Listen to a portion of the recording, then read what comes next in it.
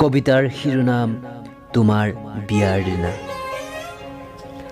কবি ৰংৰাজ অমৰেন্দ্ৰ আৰু আবৃত্তিকাৰ মিজু মৰাণ। আমনি কৰাৰ অধিকাৰ নাই, তথাপিও তোমালৈ বুলি এটি কবিতা। অক্ষৰা, তোমাক নকইনাৰ ৰূপত চোৱাৰ হেঁপাহ আছিল মোৰ। চুৰিদাৰ সলাই চাদৰ মেখেলা পিন্ধি মোৰ পৰম পত্নী হোৱাৰ দৃশ্য।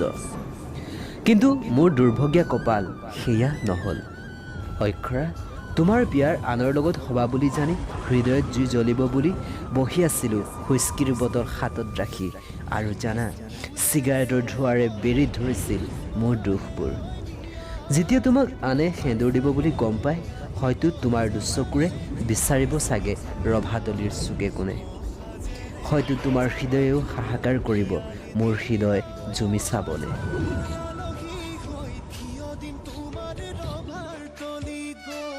সময় আলহী হৈ থিয় দিম তোমাৰ